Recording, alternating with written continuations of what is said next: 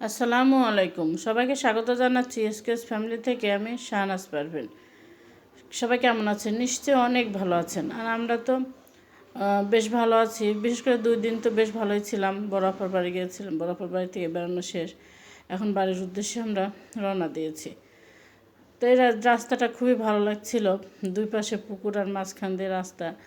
তো আমার ভাগ্নি বলছিল যে খালামণি একটু ভিডিও করে নাও, রাস্তাটা খুবই সুন্দর লাগছে। রাস্তা পাশ দিয়ে হাঁসগুলো ছিল। আর আপা যেখানে থাকে অঞ্চলটাতে পুকুর আমার মনে হয় খুব বেশি, এবং খুব ভালোই লাগছিল। তো রাস্তা দিয়ে যাচ্ছি। 2 দিন আপার বাসায় এক রাত ছিলাম, কিন্তু খুব ভালো লাগছিল। আপা তো আসতেই দিবে না, মন খারাপ করছিল। আসলে মানুষ যে বলে যে মায়ের দ্বিতীয় মা হচ্ছে বড় বোন, সত্যিই তাই। মায়ের অভাবটা তো বড় বোনের কাছে গেলেই মনে হয় পূরণ হয়ে যায়। বড় আপা আসতে দেবে না। মেজো আপা আমি গিয়েছিলাম, আর সৎ ছিল, মেজো আপা ছেলে মেয়ে ছিল। তো একটা দিন আপা খুবই মন খারাপ করছিল আসার সময়।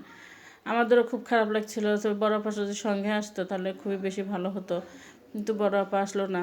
দোলামায়ের ছুটি নেই। আপা অবশ্য 2 দিন পরেই আসবে, সেজন্য চলে আসলাম আমরা।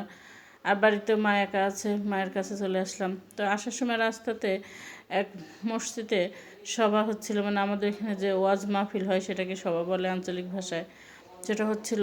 তো ভাবলাম একটু গরম গরম জিলাপি নিয়ে যাই এখান থেকে। তা আমি গরম গরম জিলাপি নিচ্ছি, এবং মা তো খেতে পারবে না শক্ত, জন্য বললাম যে একটু নরম করে ভেজে কোনো রকম করে দেন। সেই জিলাপি নিচ্ছিলাম। তো জিলাপি ভাজা দেখতেও কিন্তু খুবই ভালো লাগছিল। এখানে আমি জিলাপি কিনেছি। এখানে কয়েক রকম জিলাপি ছিল, আর আমি এইগুলো নিয়ে ভাজাগুলো আমি একটু ভেজেই টাটকাটাই নিয়েছি। এখানে চানাচুর মাখানো কিনছিলাম। চানাচুর মাখানোটা ছোঁয়াদের আবার খুবই পছন্দ। আর ভাবলাম যে মিষ্টি খাবার পরে একটু ঝাল ঝাল খেতে ভালো লাগবে। চানাচুর মাখা কিনেছি, পাঁপড় কিনেছি, যাই হোক সব কিনে টিনে বাড়িতে চলে এসেছি। বাড়িতে এসে দেখি যেখানে জমিতে সার দেবে সেই কয়েক রকম সার, কীটনাশক, এগুলো সব একসঙ্গে মিশাচ্ছে।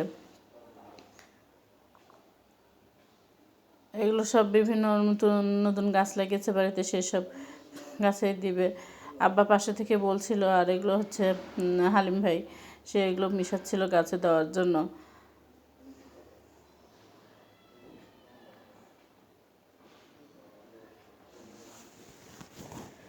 যা হোক, এখন এটা হচ্ছে সন্ধ্যের দিকে মা বলছিল একটু পিঠা বানাও। তা আমি আর মা যেহেতু দুজনই আছি, আব্বা আছে বাড়িতে, আর সে একটু পিঠা বানাচ্ছিলাম, তেলের পিঠা।